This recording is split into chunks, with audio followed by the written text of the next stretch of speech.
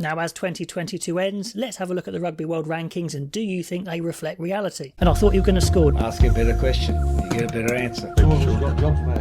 Hi guys, welcome back. So let's have a look at these world rankings. Really interesting end to the year. Let's see if you guys agree with these world rankings, because of course there's plenty of debate over whether world rankings actually represent the quality of the teams. But looking at Ireland and France there at the top, I think there's no doubt in my mind especially, these are the top two teams at the world in the moment. They won all their games, which is what it's about, winning. Neither got into full flow, to be fair, but when you win not playing the greatest, maybe that is the sign of a good team, and they're in a pretty good position going into 2023, knowing they can get a bit better still, and still being first and second in the world. Then we have New Zealand and South Africa, both in the 88s, both well clear of England in 5th, so there's a clear top 4. And when they're hot, New Zealand are very, very hot, and when they're not, they're not. So there's that big disparity. Sometimes they look great, sometimes they look very porous in defence, consistency, discipline.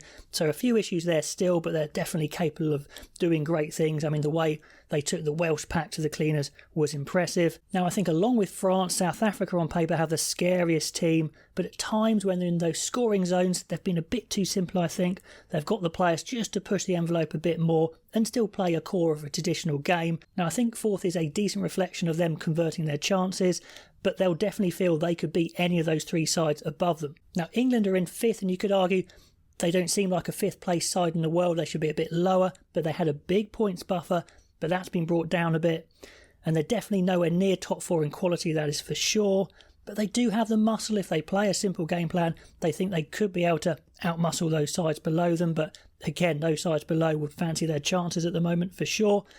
And they're not really looking like World Cup winners at the moment either. Now on to Australia, and their last minute comeback versus Wales might have left the world rankings a lot better than if they hadn't.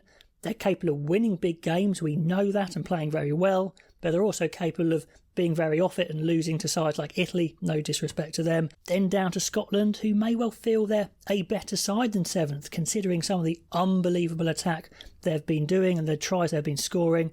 But it's the score at the end of the match that matters, and that's what they need to do. When they're on top, they've got to take the chances. Psychologically, they probably need to be a bit stronger, a bit more belief, composure to get over the line and then justify being higher than 7th. 8th for Argentina seems about right to me. They're a very hard team to beat, but they probably don't chance their arm in attack as much as they used to, which means if the side they play against is playing well, they've got a good chance of being beaten. So it's a bit more dependent on the opposition. I think they can probably do a little bit more. Now down to 9th, and it's Wales, a pretty painful position for them to be, considering how good they've been in the Six Nations recently, winning Six Nations, how deep they've gone into recent World Cups. But they definitely do look about 9th best at the moment. The loss to Georgia is a case in point. Pivac under serious threat. Players not quite performing. Some sloppy stuff in there as well, so they can definitely get better. And if they're still in 9th or worse, of course, when the next World Cup gets drawn, they're guaranteed with 2 big teams in a pool, potentially a pool of death. Not a problem at the moment, but that's something they'll be thinking about after the World Cup if it stays that way. Then down to Japan, who honestly don't quite look like the team they were last World Cup, but they're still very quick, very skillful, and can seriously stress any organised defence. Then if we talk about Samoa and Italy, I think Italy will definitely feel they have Samoa in their sights, and they're probably a better side than them. But maybe it's because who they play a lot of the Six Nations sides, which are hard to win. Although if they do win, they get a big points boost. So I think they may feel they're slightly better than their position. Then down to Fiji in 14th, who we've seen a bit of. Again, I think they're probably better than Georgia. They're better than Samoa, but they need to get some results to push them up. Anyway, guys, that's my thought on the world rankings at the end of the year. Let me know what you think, and if you would swap them around at all to actually get an accurate representation on who is the best. Pop that below, and I'll catch you next time.